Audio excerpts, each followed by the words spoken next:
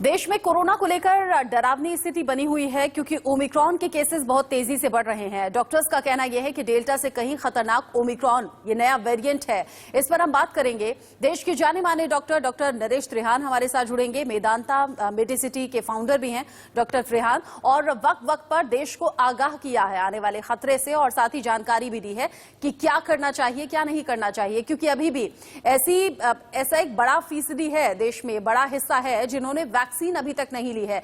जिन्होंने पहली डोज ले ली है वो कई ऐसे लोग हैं जो सेकंड डोज अभी तक नहीं लगवा पाए हैं, या तो लापरवाही के चलते या फिर शायद वैक्सीन पर भरोसा नहीं कर पा रहे हैं। ऐसे कई सवाल हैं जिनका जवाब हम जानेंगे। डॉक्टर त्रिहान हमारे साथ जुड़ गए हैं। डॉक्टर त्रिहान, बहुत स्वागत आपका इंडिया न्यूज पर। देश कोरोना के खतरे को जान भी रहा है, समझ भी रहा है, लेकिन एक आबादी का एक बड़ा हिस्सा ऐसा है जो अभी भी लापरवाह बना हुआ है। सबसे पहले तो सवाल यही कि ओमिक्रॉन ये जो नया वेरिएंट है, इसको लेकर डॉक्टर्स की, वैज्ञानिकों की अलग अलग राय सामने आ रही है। ये खतरा कितना बड़ा है और क्या देश में इसे थर्ड वेव के तौर पर देखा जाए, क्योंकि बहुत तेजी से इन दिनों केस बढ़े हैं? तो ये समझना जरूरी है हमें कि एक जो वेरिएंट होता है उसका आर नॉट फैक्टर कहा जाता है कि अगर जो एक शख्स को होगा तो कितने लोगों को इन्फेक्ट करेगा। तो जो पहली लहर आई थी उसके अंदर अल्फा था, जिसका जो एक शख्स 2 से 3 लोगों को इन्फेक्ट करता था। जो दूसरी लहर आई वो डेल्टा था, जिसके अंदर उसका आर नॉट फैक्टर 6.5 था। तो इसका मतलब एक शख्स को अगर जो होगा तो वो 6 से 7 लोगों को और इन्फेक्ट करेगा। ये जो ओमिक्रॉन आया है, जो अब लेटेस्ट वेरिएंट आया है, इसका आर नॉट फैक्टर 3 गुना ज्यादा है डेल्टा से। इसका मतलब एक को होगा तो 18 से 20 लोगों को इन्फेक्ट करेगा। तो इसका मतलब ये हमें समझना चाहिए कि हमारी जो आबादी है, हमारी जो कल्चरल सिस्टम और फैमिली सिस्टम है, कि अगर जो एक को भी फैमिली में होगा तो सारी फैमिली को हो जाएगा, क्योंकि फैलता बहुत जल्दी से है। इसकी पावर फैलने की जो है वो बहुत ज्यादा है, 3 गुना ज्यादा है जो लास्ट वायरस। तो इसीलिए अगर जो हम इसको समझते हैं, और यही मैं अपील करूंगा लोगों को भी, इसकी जो डेंजरसनेस को समझना चाहिए कि कितनी इसकी स्प्रेडेबिलिटी है। उससे साथ साथ बाहरी देशों में खतरा बड़ा इसलिए हो गया है क्योंकि डेल्टा वेरिएंट और ओमिक्रॉन वेरिएंट दोनों मिक्स हो गए हैं, डेल्मिक्रॉन, जो कि कहीं ज्यादा बड़ा खतरा है। क्या आपको लग रहा है कि देश में ऐसी संभावना भी हो सकती है? डेल्टा वेरिएंट हम बिल्कुल नहीं भूल सकते, सेकेंड वेव देश ने इसी वेरिएंट की वजह से देखी है। तो ये हम अभी भी देख रहे हैं कि सब लोगों को जिनको कोविड हो रहा है उनमें से काफी सिग्निफिकेंट लोगों को ओमिक्रॉन से भी है, बट ज्यादा तादाद में वो डेल्टा की इंफेक्शन है। तो इसीलिए आप देखेंगे हमें ये सीखना है कि साउथ अफ्रीका में क्या हुआ, यूरोप में क्या हो रहा है, अमेरिका में क्या हो रहा है। 2-2 लाख केस हो रहे हैं यूनाइटेड स्टेट्स में। हमारी पॉपुलेशन जो है वो उससे 4 गुना ज्यादा है। तो अगर जो हमने लापरवाही करी इस बड़े इंपॉर्टेंट टाइम पे, तो हमें बहुत हावी पड़ेगा ये बाद में। तो इसीलिए मैं समझाना चाहता हूं आपको कि अगर जो हम समझ गए कि ओमिक्रॉन की जो इन्फेक्टिविटी है वो बहुत हाई है, जो एक चीज हमें राहत लग रही है कि जो आज तक विदेशों में हुआ है कि जिन लोगों को वैक्सीन लग चुकी है उनको इतना माइल्ड हो रहा है कि उनको हॉस्पिटलाइजेशन की जरूरत नहीं पड़ रही ज्यादा। तो अगर जो हम ऐसा समझते हैं कि वैक्सीन से इतनी प्रोटेक्शन है, तो हर एक नागरिक को ये समझ लेना चाहिए कि अगर जो आपको कोई हिचकिचाहट है वैक्सीन से, वो नहीं होनी चाहिए, और अपनी प्रोटेक्शन के लिए जल्दी से जल्दी वैक्सीन ले। दूसरा, अपने आप को प्रोटेक्ट करना है। उसके 3 ही गुर बताए जाते हैं, वो आज से नहीं, वो फर्स्ट वेव के बाद से शुरू हुए थे, कि मास्किंग, डिस्टेंसिंग और हैंड हाइजीन और आइसोलेशन। अगर जो आपको कोई खांसी जुकाम हुआ है और जब तक रिपोर्ट नहीं आती, अपने आप को आइसोलेट कर ले सारी फैमिली से। अगर जो हम ये करेंगे तो पब्लिक का जो रिस्पॉन्सिबिलिटी बनती है वो यही कहेगी कि हिंदुस्तान में कि इसकी हेल्प से हमने काफी सारा बचाव किया। दूसरा, गवर्नमेंट के रूल्स बन रहे हैं, गवर्नमेंट बहुत प्रोएक्टिव है, ट्रेसिंग चल रही है, उसकी हॉटस्पॉट्स ढूंढे जा रहे हैं, ये सब गवर्नमेंट कर रही है। और हेल्थ केयर वर्कर्स भी लगे हुए हैं, तैयार हैं कि अगर जो ये थर्ड वेव बुरी तरीके से आई तो हम इससे लड़ लेंगे। तो इसका मतलब ये नहीं कि पब्लिक लापरवाही करे। जो कि कर भी रही है लगातार। आप ठीक कह रहे हैं, सरकार अपना काम कर रही है। देखिए, नियम भी बढ़ा दिए गए, सख्ती बढ़ा दी गई केसेस के बढ़ने के बाद। और चूंकि ये ऐसा ही वक्त है, पार्टीज बहुत हो रही हैं, क्रिसमस को देखते हुए, नए साल को देखते हुए, इसलिए एहतियात ज्यादा बरतने हैं। डॉक्टर त्रेहान, क्योंकि आपने वैक्सीन का जिक्र किया, देश की आबादी का एक हिस्सा अभी भी ऐसा है जिसने एक भी डोज नहीं ली, कुछ ऐसे हैं जिन्होंने फर्स्ट डोज ले ली, सेकेंड डोज नहीं ली। ऐसे लोगों के लिए ये खतरा कितना बड़ा है, ये भी समझाइएगा। और चूंकि डेल्टा वेरिएंट का जिक्र हमने किया, रेस्पिरेटरी सिस्टम पर अटैक करता था, सीधे फेफड़ों को नुकसान पहुंचा था। ओमिक्रॉन वेरिएंट को आप किस तरीके से देख रहे हैं? पहले अटैक कहां होगा, नुकसान कैसे होगा? देखो, अगर जो आप अमेरिका और यूरोप की बात सुन रहे, जिसमें बहुत तादाद में ये इन्फेक्शन फैला है और उसका जो आंकड़े आए हैं वो आ रहे हैं कंटिन्यूसली और एक्यूरेटली आ रहे हैं, उसकी बेसिस पे हमें समझ आ गई है कि जो लोग हॉस्पिटल गए हैं वो मोस्टली वो लोग थे जिन्होंने वैक्सीनेशन नहीं लगवाई।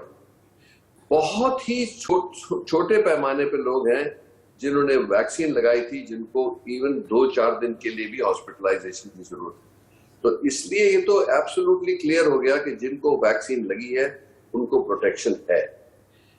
अब हमें ये भी देखना है कि जो कंप्लीट करें हम, जिन्होंने नहीं लगवाई उनको आज ही से लगवानी चाहिए, जिनके सेकंड डोज नहीं लगे उनको सेकंड डोज अभी इमीडिएटली लगवाना चाहिए, अगर जो जैसे ही उनका टर्न आए।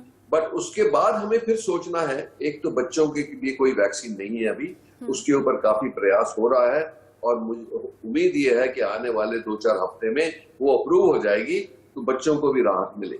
दूसरी बात ये है हमें कि जो लोगों को 6 महीने 8 महीने पहले लगी थी वैक्सीन, उनकी जो एंटीबॉडी काउंट्स वगैरह हैं या इम्यूनिटी कम हो रही है, उनको बूस्टर डोज की जरूरत है। और खास करके जो frontline workers, health care workers हैं, जिन्होंने ये जंग लड़नी है जब जरूरत आएगी, उनको स्वस्थ रखने के लिए गवर्नमेंट को ये भी अरेंजमेंट करने पड़ेंगे कि उन लोगों को बूस्टर डोज लगे। उसके बाद जो एल्डरली वगैरह है उनके लिए भी लगे।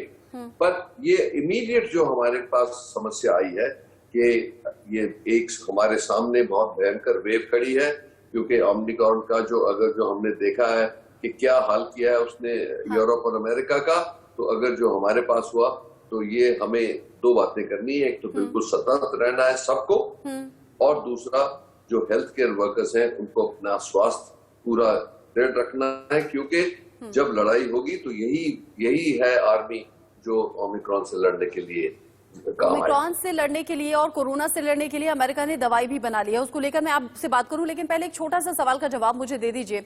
आपने चूंकि वैक्सीन का जिक्र किया, बच्चों को वैक्सीन नहीं लगी है, बूस्टर डोज की जरूरत लग रही है, लेकिन इन सब के बीच में बड़ा कॉमन सा एक सवाल लोगों के बीच में है, फर्स्ट डोज ले ली, सेकेंड स्किप कर गए और टाइम ज्यादा हो गया है, तो अब सेकेंड डोज अगर लगवाएंगे तो क्या उतना ही फायदा होगा?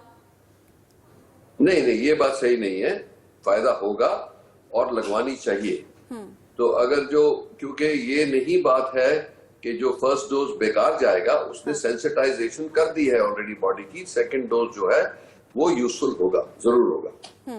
अमेरिका ने कोरोना की दवाई बना ली है सर, ऐसे में अभी तक तो वैक्सीन के जरिए कोरोना के खतरे को कम करने की बात हो रही थी। अगर अमेरिका दवाई बनाने का दावा कर रहा है तो क्या हम समझें कि कोरोना पूरी तरीके से खत्म हो जाएगा इस दवाई से?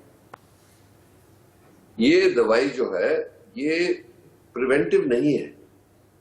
जिसको इन्फेक्शन हो जाए उसको अगर जो देते हैं हम, तो उसका ये एंटीवायरल है कि मतलब जिसको वायरस मल्टीप्लाई करने से उसको रोकेगी, और उनकी जो इलनेस होगी वो एक तो बहुत कम टाइम में ठीक हो जाएंगे और उनको तकलीफ बहुत कम होगी। तो ये पिल का यही काम जो आज के दिन एक है, दूसरी जिसको एंटीबॉडीज कहते हैं, एंटीबॉडी कॉकटेल, वो ऑलरेडी है, पर उसमें इंजेक्शन देना पड़ता है और महंगी भी है। बट ये जो नई पिल 2 कंपनी ने बनाई है, फाइजर और मर्क ने, इससे बहुत शॉर्ट हो जाएगी इलनेस और फायदा जरूर होगा, पर ये नहीं है कि वो प्रिवेंट करेगी इन्फेक्शन होने के। तो इसीलिए अभी भी हमें सतर्क रहना है। ये नहीं कि पिल बन गई है तो चलो पिल ले लेंगे तो होगा ही नहीं, ऐसा नहीं है। डॉक्टर त्रेहान, करीब 1.5 साल पहले, करीब 1.25-2 साल पहले हम ऐसी चर्चाएं किया करते थे कोरोना को लेकर ही कि हर्ड इम्यूनिटी से कोरोना को मात मिलेगी। वो हर्ड इम्यूनिटी इसलिए भी हो सकती है कि ज्यादातर लोग वैक्सीनेटेड हों, वो इसलिए भी हो सकती है कि बहुत ज्यादा तादाद में कोरोना लोगों को हुआ हो और वो रिकवर हो गए हों। क्या अभी देश उस स्थिति में आपको नजर आ रहा है? क्योंकि अच्छी खासी तादाद में वैक्सीन भी लग चुकी है, कोरोना से लोग रिकवर भी हो रहे हैं। सही बात है कि जो नेचुरल इम्यूनिटी आई है या इन्फेक्शन होने से या एक्सपोजर होने से जो आई है वो जरूर यूजफुल है, पर ये कोविड ने ये जो नया ओमिक्रॉन आया है इसने ये भी स्पष्ट कर दिया कि ये एस्केप कर लेता है इम्यूनिटी को। तो ये जरूर है कि कम लोगों को होगा जिनको नेचुरल इम्यूनिटी है और 2 डोज वैक्सीन के लगे, पर ये जरूर ये है कि जो उनको होगा तो माइल्ड होगा, कि हॉस्पिटलाइजेशन की जरूरत जो है वो 1-2% कोई होगी, उससे ज्यादा नहीं होगी। तो अगर इसीलिए इम्यूनिटी की बात हो रही है, अगर इम्यूनिटी की बात हो रही है, हिंदुस्तान में लोगों की इम्यूनिटी स्ट्रांग कही जाती है बाहरी देशों के मुकाबले। क्या इसको हम एक बेनिफिट के तौर पर देखें, क्योंकि बाहरी देशों का टेम्परेचर या बाकी रीजंस की वजह से अगर वहां इम्यूनिटी लो है, यहाँ के लोगों की इम्यूनिटी स्ट्रांग है, क्या इसे बेनिफिट के तौर पर देखा जाए? नो, ये गलतफहमी हमें हुई थी, पहली वेव के से पहले ही हुई थी और सेकंड वेव से पहले भी यही बात सोची जाती थी कि शायद हमारी इम्यूनिटी बचा लेगी हमें। बिल्कुल नहीं बचा सकी। डेल्टा ने 4 लाख पर डे लोगों को की रिपोर्टेड इलनेस थी। अब उससे ज्यादा भी हो सकती है क्योंकि हर एक को शायद रिकॉर्ड नहीं किया हो, पर द पॉइंट इज कि हमें उन चीजों पे कोई ध्यान नहीं देना चाहिए क्योंकि उससे हमें कोई हेल्प नहीं मिली। हमने सोचा बीसीजी बचाएगी, हीट बचाएगी, कोल्ड बचाएगा, ये सब चीजें हमने सोची कि हम मसाला बहुत खाते हैं इसलिए हमें इम्यूनिटी होगी। ये सब बिल्कुल 100% गलत निकली। तो हमारे को और किसी चीज पे डिपेंड नहीं करना है, हमें सिर्फ अपने आप पे डिपेंड करना है, अपना बिहेवियर सुधारना है, अपनी रिस्पॉन्सिबिलिटी समझनी है। अपनी रिस्पॉन्सिबिलिटी अपने लिए भी है, फैमिली के लिए भी है, कम्युनिटी के लिए भी है, देश के लिए भी है। तो ये अगर जो हम नहीं समझेंगे तो इसलिए हम सफर करेंगे। इसीलिए जो पीछे हमें सबने रिलैक्स किया, लोग काफी तंग आ गए थे मास्क पहन के, पर वो अलग था जब वो वेव कम हो रही थी। अब हमारे सामने वेव खड़ी हो रही है, तो ये टाइम नहीं है लापरवाही करने का। अब बिल्कुल जैसे हमने पहले वेव्स में मास्किंग और सब कुछ किया था, वो उसी तरह हमें फिर सतर्क होना है और ये नहीं कि पैनिक करना है, पर सीरियस जरूर होना है। डॉक्टर त्रेहान, हमने फर्स्ट वेव देखी जिसमें 1 लाख प्लस केसेस सामने आए पर डे के हिसाब से। हमने सेकंड वेव देखी जो बहुत ज्यादा खतरनाक थी, उसमें 4 लाख प्लस केसेस आ रहे थे पर डे के हिसाब से। नीति आयोग, आईआईटी की रिसर्च ये कह रही है कि थर्ड वेव जब पीक पर होगी तो ऐसा भी संभव है कि 12 लाख केसेस पर डे के हिसाब से आए। ये सुनकर ही लोगों में दहशत आ गई है, लोग बहुत ज्यादा डरे हुए हैं। आपको लग रहा है कि ऐसा अनुमान सच हो सकता है? हो सकता है, जरूर हो सकता है, क्योंकि किसको पता था कि 4 लाख तक जाएगी। इसकी जो जब हम ऑलरेडी कह रहे हैं कि इसकी इन्फेक्टिविटी 3 गुना ज्यादा है, तो 12 लाख तो पहुंच सकती है। और मैं चाहता हूं कि लोगों के दिल में दहशत हो कि अपने आप को वो रिस्पॉन्सिबली समझें। अगर जो आप ये सोचोगे दहशत से तो कोई नुकसान नहीं है, आप केयरफुल हो जाएंगे। अगर जो आप इसको ऐसे ही उड़ाएंगे और बिल्कुल केयरलेस होंगे और मास्क नहीं पहनेंगे तो कितना नुकसान करेंगे अपना, फैमिली का, बुजुर्गों का, कंट्री का। तो ये टाइम नहीं है, ये टाइम है ही डरने का। इसमें कोई दिलासा नहीं देना है किसी को। ये बहुत सीरियस टाइम है।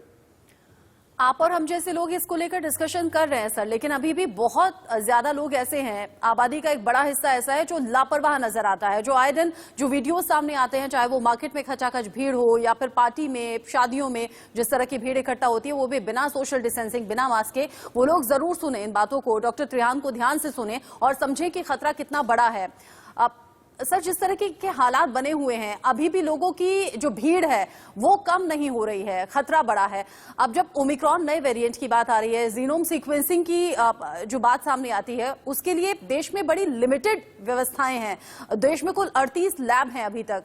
अगर ये खतरा इसी तरीके से बढ़ता रहा तो संसाधन तो बहुत ज्यादा सीमित हो जाएंगे। ऐसे में कैसे निपटा जाएगा? क्या कुछ इंतजाम होने चाहिए? और देखो, लैब्स की कैपेबिलिटी को बढ़ाना है। जैसे पहली वेव, सेकंड वेव के टाइम भी हमने जो इसकी डिटेक्शन, आरटीपीसीआर के टेस्ट थे, सब थे, वो हिंदुस्तान में बने। हमारी बायोटेक्नोलॉजी कंपनीज ने बहुत अच्छा काम किया। अब हमें वो ही काम जो है इसकी डायग्नोस्टिक्स में लगाना है, और क्योंकि जीनोम सीक्वेंसिंग जो है वो काफी लेंथी प्रोसेस, इसलिए अब ये नई टेक्नोलॉजी डेवलप हो जाएगी। मेरे को विश्वास है कि लोग कर रहे हैं ऑलरेडी, कि आने वाले टाइम में ये टाइम बहुत कंप्रेस हो जाएगा और हम डायग्नोस्टिक्स कर सकते हैं। पर एक टाइम ऐसा आएगा कि अगर जो ओमिक्रॉन इतना प्रेवलेंट हो जाएगा कि मतलब जिसको होगा उसको यही पता होगा कि ये ओमिक्रॉन की वजह से। हम पेंडेमिक ये पिछले करीब 2 साल से सुन रहे हैं सर। अब इस पेंडेमिक में लोग ये सवाल करने लगे हैं कि एंडेमिक कब होगा, क्योंकि नया साल दरवाजे पर खड़ा है, नए साल से बड़ी उम्मीदें लोगों को रहती हैं। आपका अनुमान कह रहा है कुछ? नहीं, देखो, ऐसा है कि हिस्टोरिकली अगर जो आप देखेंगे कि वायरस कैसे बिहेव करते हैं, तो ये जो पैटर्न इस वायरस का है कोविड-19 का, वो सिमिलर है। अगर जो ये सच निकला कि ओमिक्रॉन है तो फैलता बड़ी जल्दी से है पर इतना भयंकर नहीं है, तो ये साबित हो जाएगा कि हम भी उसी साइकिल में है कि आहिस्ते आहिस्ते इसकी जो विरुलेंस है वो खत्म हो जाएगी। जैसा ही होता है, पहले वायरस जैसे सार्स आया था या H1N1 आया था, उनका भी ऐसा ही हुआ था। तो अगर जो हम इस पे ध्यान रखेंगे, सब लोग कमिटेड रहेंगे कि इसको कैसे खत्म करना है, तो मुझे यकीन है कि आने वाले 6 महीने 8 महीने में हम इसको एंडेमिक तौर पे ट्रीट कर सकेंगे। हमने कोरोना में अलग अलग मौसम भी देखे हैं सर। सर्दी अभी कैसी है ये आप देख ही रहे होंगे। AQI से अभी भी लोग राहत नहीं पा रहे। सर्दी और AQI का बढ़ना, क्या ये इस नए वेरिएंट को या फिर कोरोना के खतरे को और बढ़ा रहा है आपके लिहाज से? ये तो कोई मतलब स्पष्ट नहीं है अभी, पर एक बात जरूर है कि बहुत लोगों को इस टाइम में खांसी जुकाम होता है, और जो कोरोना के भी सिम्टम्स हैं वो भी सिमिलर होते हैं। तो इसलिए बहुत कंफ्यूजन चल रहा है आज के दिन पब्लिक में कि मुझे कोविड है कि नहीं है, कि मुझे कॉमन कोल्ड है। तो हमारी एडवाइस ये बहुत सिंपल है कि जब तक आपका RT-PCR ना हो जाए, अगर जो आपको खांसी बुखार जुकाम है, जब तक RT-PCR का रिजल्ट नहीं आए, आप अपने आप को आइसोलेट कर ले सारी फैमिली से और कम्युनिटी से। एक जगह मतलब अपने आप को लॉकअप कर ले। जब रिजल्ट आ जाएगा तो आपको स्पष्ट हो जाएगा कि ये कोविड है कि नहीं। और इसीलिए ये डिस्टिंक्शन करना बहुत जरूरी है, कि पता लगना बहुत जरूरी है कि कौन सा इन्फेक्शन है, ये कॉमन कोल्ड है कि ये कोविड है। ये खतरा सभी के लिए एक सा होगा सर, या फिर किसी खास उम्र के लोगों को इससे एहतियात बरतना चाहिए? क्योंकि अभी तक जो कोरोना तेजी से फैला उसमें देखा गया रिसर्च में कि इस खास एज पर अटैक कर रहा है। नहीं, देखो, युवा को ज्यादा होता है इसलिए कि युवा जो है सब इस गलतफहमी में कि मैं तंदुरुस्त हूँ, मुझे कुछ नहीं होगा, हो भी गया तो कोई बात नहीं, हम तो निकल जाएंगे। उसके हिसाब से जो मतलब जैसे पार्टिंग होती है, या बार्स खुल गई थी, या ये नाइट क्लब खुल गए, उनके माध्यम से ये बहुत जल्दी फैल जाती है, वायरस फैल सकता है, और ये ओमिक्रॉन और भी खतरनाक। पर अगर जो उनको होगा, चाहे उनको बुरा हो कि ठीक हो, वो अपने घर जाके, तो बुजुर्गों को, हिंदुस्तान में बहुत ही कम घर हैं जिसके अंदर पेरेंट्स या बुजुर्ग नहीं है या बच्चे नहीं है, तो अगर जो हम इररिस्पॉन्सिबल होंगे तो उनको इन्फेक्ट करेंगे। अगर जो उनमें से किसी की जान चलेगी तो आप अपने आप को कैसे माफ करोगे? सारी जिंदगी सोचोगे कि मेरी लापरवाही से ऐसा हुआ। तो इसीलिए मैं तो बार बार एक ही बात कह रहा हूँ कि देखो, गवर्नमेंट कर रही है जो कर रही है। गवर्नमेंट काफी अलर्ट है, उन्होंने कई रेगुलेशन बनाए, इंफॉर्मेशन गैदरिंग सिस्टम अच्छा है, लॉकअप हो रहा है, जहां जहां हॉटस्पॉट मिलता है वो तो गवर्नमेंट कर ही रही है जी। ऑक्सीजन की भी तैयारी है, दवाइयों की भी तैयारी है, वैक्सीन की भी उपलब्धि, अब हमारा ठीक टाइम कह रहे है हैं सर, हमारी अपनी भी जिम्मेदारी है और उस जिम्मेदारी को समझना भी होगा, निभाना भी होगा, क्योंकि सरकार अपना काम करेगी, सिस्टम अपने तरीके से काम कर रहा है, लेकिन अपनी जिम्मेदारी हर एक नागरिक को समझनी जरूरी है इस मोड़ पर आकर, क्योंकि खतरा बड़ा है। बहुत शुक्रिया डॉक्टर त्रेहान हमारे साथ जुड़ने के लिए, ये इतनी अच्छी जानकारी, खास जानकारी हमारे दर्शकों तक पहुंचाने के लिए। वक्त छोटे से ब्रेक का यहाँ पर हो गया है, लौटेंगे।